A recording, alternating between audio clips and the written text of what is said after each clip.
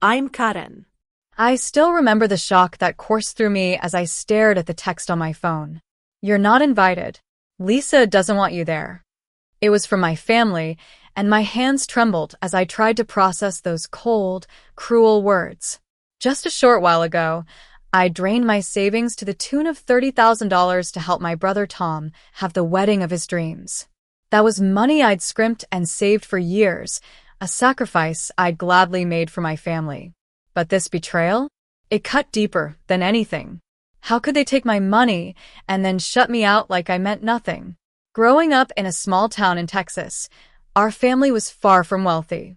My parents, Jack and Rose, worked multiple jobs just to put food on the table. Dad was a mechanic, always covered in grease, but with a heart of gold. Mom was a schoolteacher, spending long hours preparing lessons and helping her students. They were the kind of people who would give you the shirt off their backs, but they never had much extra to spare. My brother Tom and I were like two peas in a pod. We shared a small bedroom growing up, and our bond was unbreakable. We'd play in the backyard for hours, creating our own little worlds, and we always had each other's backs at school. When I got accepted into a prestigious business school in New York, it was a bittersweet moment. I was excited for the opportunity, but I also knew it meant leaving Tom and my parents behind. In New York, I worked my fingers to the bone. I landed a job at a high-profile investment firm, and through long nights and hard work, I climbed the corporate ladder. I was making good money, but I never forgot where I came from. I'd send money home whenever I could, and I always made time to call my family. Everything changed when Tom met Lisa at a local fair. He called me that night, his voice full of excitement. "Karen, I've met the one. She's amazing, and I know she's the woman I want to marry." I was genuinely happy for him. A few months later, they got engaged, and I flew home for the engagement party. Lisa was beautiful, with long black hair and a charming smile. At first, we got along great. We'd go shopping together, and she'd ask for my advice on all sorts of things. But as time went on, I started noticing some changes. Tom's calls became less frequent, and when we did talk, Lisa was always there, steering the conversation in her direction. During family gatherings, she'd constantly interrupt and correct Tom. And my parents? They seemed to be completely under her spell. Mom would ask Lisa for advice on everything from what to cook for dinner to how to plan family vacations. Dad, who was usually a bit quiet, would laugh at all of Lisa's jokes and defer to her opinions. A few months before the wedding, Tom and Lisa called me with some bad news. They'd fallen in love with a beautiful beachfront resort for their wedding, but it was way over their budget. "We've saved as much as we can, but we're still short by $30,000, Tom said, his voice filled with disappointment. I didn't even hesitate. I knew this was important to him, and I wanted to make his dream come true. I emptied my savings account and transferred the money to them. Tom was over the moon, thanking me profusely and promising that I'd be an important part of everything. However, things started going downhill from there. Lisa's gratitude seemed fake, just a quick thanks over the phone. When I tried to get involved in the wedding planning, she always found a way to push me out. The first planning meeting was rescheduled to a time when I had an important work event. When I said I couldn't make it, she just said, "No worries, we'll fill you in," but I never got the details. As the weeks passed, decisions were being made without my input.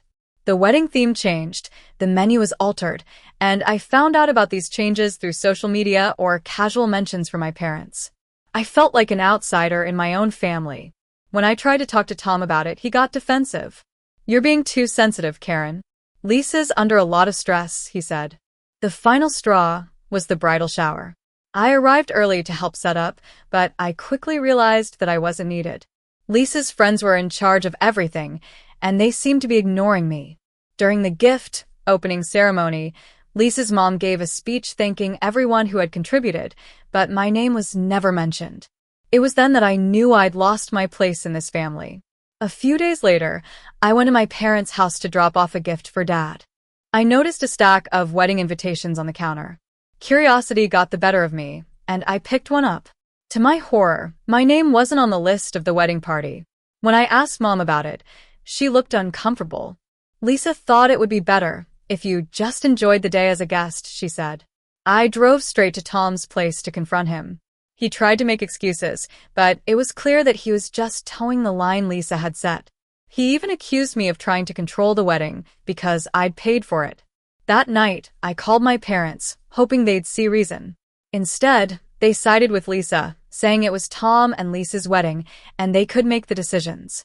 In the days leading up to the wedding, I sent a heartfelt message to the family group chat asking about the pre-ceremony family photos. That's when I received that devastating text. I felt like my whole world had come crashing down. I called my family, but they all ignored me. It was as if I'd been erased from their lives. I was in a dark place after that. I couldn't eat, I couldn't sleep. My work suffered, and I stopped going out with friends. My boyfriend, Mike, was worried about me. He encouraged me to talk to a therapist, and at first I was resistant. But I knew I needed help. My therapist, Dr. Jenkins, helped me see that this wasn't my fault. She said that Lisa was a controlling person, and my family had been manipulated. She also helped me understand that I needed to focus on my own healing and well-being. A few months later, I received an unexpected email from Tom. He apologized, saying that he'd let Lisa's influence cloud his judgment. He admitted that he'd made a big mistake and was sorry for how he'd treated me. It was a bittersweet moment. Part of me was relieved that he'd seen the light, but the pain was still there. I decided to take things one step at a time. I'm still working on rebuilding my life and my self-esteem. I've strengthened my relationships with friends who have been there for me through thick and thin. And Mike proposed to me on a snowy evening. It was a beautiful moment, a sign that there's still hope and love in my life. Looking back, I've learned that family isn't always defined by blood. True family are the people who love and support you no matter what. I may have lost a part of my family, but I've gained the strength to stand up for myself and the wisdom to recognize what a healthy relationship looks like. And I'll carry these lessons with me as I move forward. Have you ever been through a similar betrayal? I'd love to hear your stories in the comments below.